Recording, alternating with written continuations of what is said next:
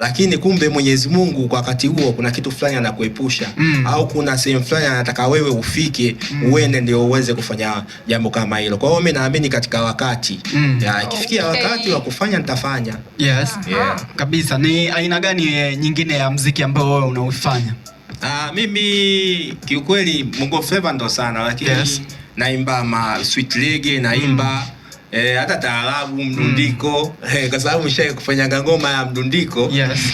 Hivyo nafanya kote ulipita kutafuta engo.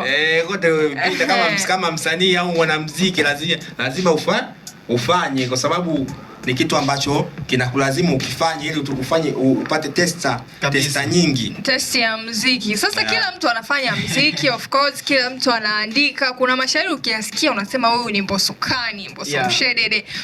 Kuna mashairi ukiyasikia unasema huyu ni Diamond Platnumz. They have their identity. Sasa wewe identity yako ni ipi au creativity yako ni ipi ambayo mimi nikipita tu nasema kuna mwanangu pale amesign kwenye ngoma? Nafikiri kila mtu ana uandishi wake kama yeye. Mimi nafikiri uandishi wangu peke yake ndo nasababisha kwa mimi wa tofauti. Yaani mimi afu kitu kingine, yaani mimi hapa kama mimi ndo mimi mwenyewe, hakuna mwingine.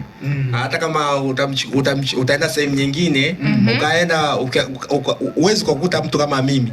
Kwa hiyo mimi ndo mimi. Kwa hiyo kitu changu nilicho nacho Mwenyezi Mungu ndo alichonijalia ndo hicho cha kwangu mimi mwenyewe. Kwa hiyo mimi